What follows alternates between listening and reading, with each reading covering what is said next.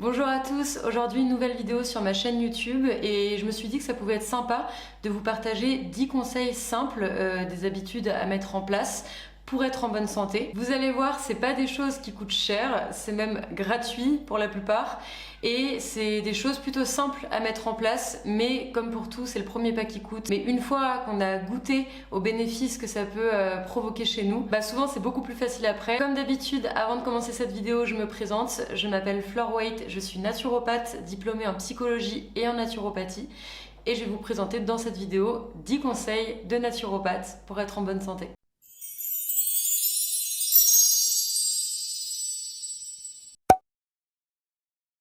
Donc la première chose, c'est de bouger. Donc je vous avais dit, ça va être des choses très simples, mais vraiment marcher, bouger, c'est hyper important. Pour moi, le minimum syndical, c'est de sortir de chez soi 30 minutes par jour, respirer l'air frais. Le mieux du mieux quand même, c'est de pratiquer une activité sportive. Je dirais 3 fois par semaine, ça peut être du yoga, de la course à pied, du fitness, peu importe, et de marcher 30 minutes par jour en plus. Mais pour les gens avec leur travail, les enfants, etc., qui n'ont pas le temps de pratiquer un sport, le minimum syndical, comme je vous disais, c'est de marcher 30 minutes. Et à un moment, si par exemple vous travaillez de chez vous, que vous êtes derrière votre bureau toute la journée et que vous avez aucune raison de sortir, moi je conseille souvent à mes clients à un moment de, je sais pas, prendre une vidéo YouTube qu'ils aiment bien, ou un podcast, une émission de radio, se mettre des écouteurs et puis aller en fait se balader dans le quartier, mais une demi-heure, une heure, le temps de l'émission qu'on écoute. Le mieux c'est dans des espaces verts à côté de chez soi, des parcs, pourquoi pas dans la forêt pour les plus chanceux, mais même dans la rue. D'ailleurs on parle souvent des 10 000 pas par jour, alors c'est une grosse tendance, mais ce que je sais, cette mode des 10 000 pas ne viendrait pas forcément d'une étude scientifique, même s'il y a énormément d'études scientifiques qui montrent que le fait de marcher a de multiples vertus pour la santé, dont plusieurs études anglaises qui ont montré que tous les 2000 pas, le risque de développer des maladies graves, des maladies cardiovasculaires ou de mourir de mort prématurée diminuait de plus en plus. Parce que je le rappelle que la sédentarité, c'est vraiment un fléau de notre époque, parce qu'elle est responsable de 6 à 9% de la mortalité dans le monde, toutes les causes confondues, donc c'est énorme. Si vous avez une petite course à faire pas très loin de chez vous, à 15 minutes, 20 minutes, vous le faites à pied, ça vous fait 20 minutes aller, 20 minutes retour, vous respirez l'air frais. Vous allez voir que d'inclure ça à votre quotidien, vous allez avoir les idées plus claires, vous allez être moins stressé, vous allez mieux dormir et vous allez être plus heureux.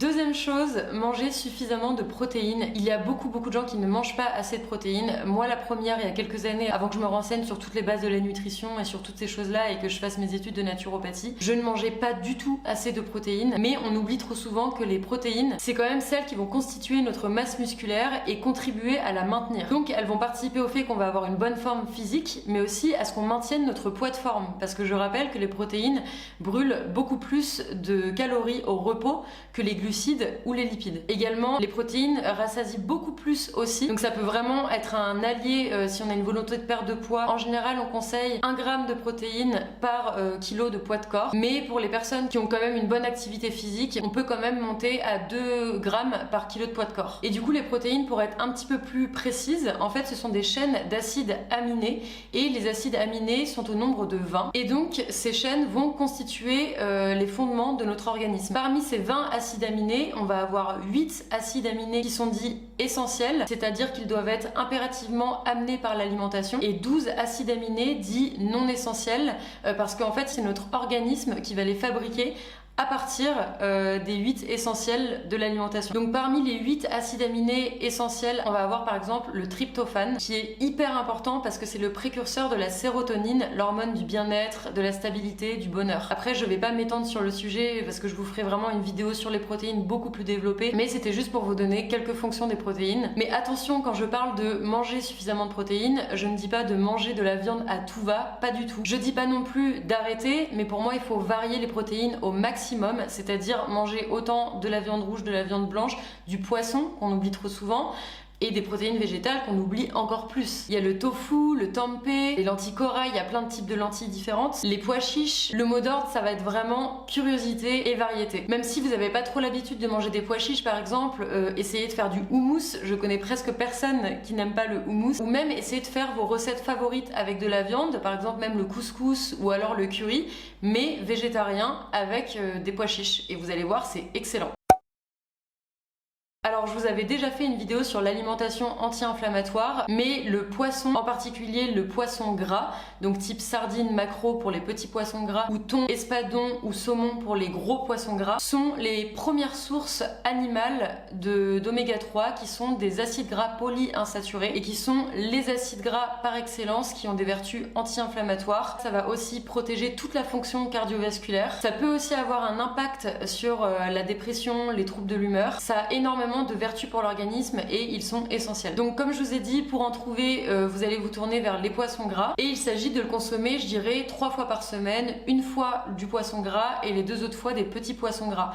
Pourquoi? Parce que les petits poissons gras sont beaucoup moins pollués que les gros poissons gras, qui sont en fait des poissons qui ont tendance à capter tous les polluants dans la mer, en particulier le mercure. Si vous privilégiez les petits poissons gras dans votre alimentation, normalement il n'y a pas de problème d'intoxication. On va aussi avoir des sources végétales qui vont être les précurseurs des sources animales et qu'on va trouver en premier dans l'huile de lin, mais aussi dans l'huile de chanvre, l'huile de cameline, et je rappelle que toutes ces huiles doivent absolument se choisir bio et première pression à froid et vierge. Et surtout pas chauffées quand on les cuisine, vraiment en assaisonnement, dans une petite salade ou alors juste une cuillère comme ça par jour. C'est vraiment le mieux parce que sinon on perd tous les bienfaits.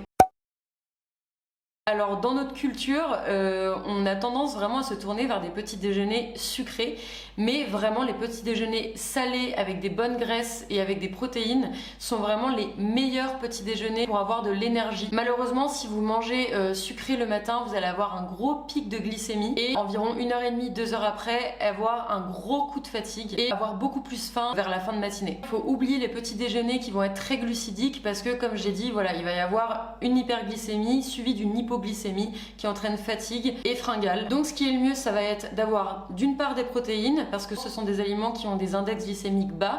Donc je pense par exemple, je sais pas moi, à 2 œufs sur le plat ou alors une brouillade de tofu avec un jus de légumes pour apporter son lot de nutriments et de vitamines et des bonnes graisses pour apporter les lipides avec un filet d'huile d'olive, un filet d'huile de lin ou alors une poignée d'oléagineux par exemple. Donc vraiment ça c'est génial, ça va venir réveiller en douceur la digestion, ça va pas agresser d'un coup votre système digestif. Vous allez pas d'un coup avoir une élévation de la glycémie, vous allez réveiller votre organisme en douceur. Et dites-moi des nouvelles si vous adoptez le petit déjeuner salé au lieu du petit déjeuner sucré. Je serais très curieuse d'avoir de vos retours parce que pour l'instant j'ai vraiment que des retours positifs.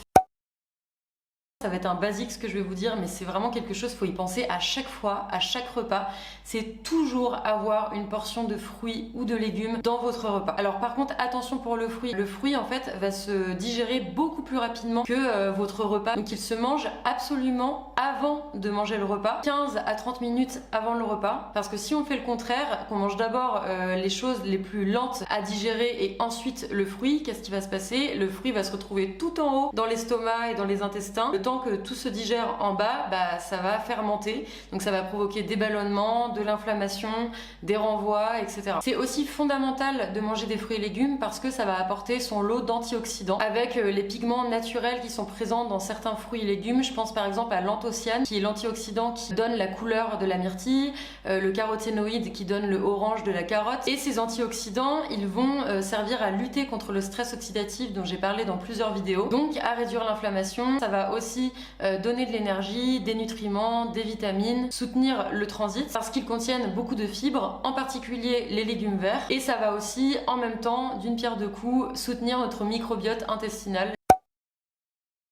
C'est pas toujours facile, surtout au début, quand on n'a pas l'habitude, faut vraiment faire l'effort. Je parle en connaissance de cause parce que je mangeais très vite avant, vraiment je mâchais à peine, je sais pas comment je faisais maintenant avec du recul. Ça a été un effort, je dirais, pendant peut-être 3 semaines et maintenant je le fais instinctivement. Donc quand on mastique, qu'est-ce qui se passe? Il se passe plein de choses. Déjà ça va être un allié pour la perte de poids parce qu'on va vraiment laisser le temps au cerveau d'avoir le signal que l'on a plus faim. J'ai eu plusieurs clients qui me disaient mais je comprends pas, moi à la fin de mon repas j'ai toujours faim, et quand je leur demandais est-ce que vous mastiquez, à chaque fois la réponse elle était unanime, c'est que c'était des gens qui mangeaient très vite. Dans ces cas-là c'est normal qu'on ait encore faim à la fin du repas parce que le cerveau n'a pas eu le signal de la satiété. Autre allié, je dirais plus mécanique, ça va être vraiment de soulager le travail de la fonction digestive parce que la digestion, on oublie trop souvent qu'elle commence dans la bouche. Dans la salive il va y avoir des enzymes dont l'alpha-amylase qui va commencer le processus de digestion des aliments en décomposant déjà les glucides en molécules plus petites.